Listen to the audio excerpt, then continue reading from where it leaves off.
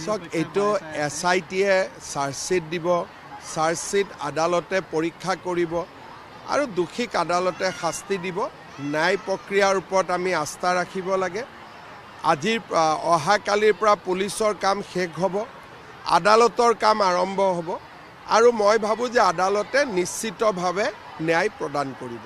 আমি আহিব দিব নালাগে আৰু যদি উজনি অসমতো কোনোবা মাটিত বহি আছে, যেনেকৈ আমি উৰিয়াম ঘাটত কৰিলোঁ আৰু 2-3টা জেগাত কৰাৰ প্লেনিং আমাৰ আছে, য'তেই বহিব আমি তাতেই উচ্ছেদ কৰিম। খালি মানুহে ভাড়াঘৰ দিব নালাগে, মানুহে আশ্ৰয় দিব নালাগে।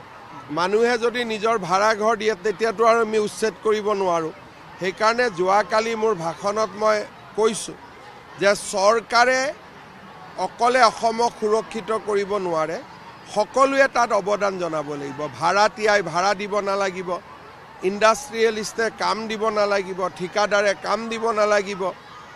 মানুহে নিজৰ মাটিত খেতি কৰিবৰ কাৰণে অচিনাকি মানুহক মাতিব নালাগিব। ই এটা জাতীয় প্ৰতিৰোধ এটা গঢ়ি উঠিব লাগিব। অহাকালিৰ পৰা 4 লাখ, মই যাম অহাকালি। 4 লাখ BTRৰ বাসিন্দাই অৰুণোদয় লাভ কৰিব। প্ৰক্ৰিয়া চলি আছে, খালি ভোটাৰ লিষ্ট পাব্লিকেশ্যন ফাইনেল। নিৰ্বাচনী আয়োগে প্ৰক্ৰিয়াটো চলাই ৰাখিছে। আমি যিমান সোনকালে পাৰোঁ নিৰ্বাচনটো কৰাৰ বাবে চেষ্টা কৰিম।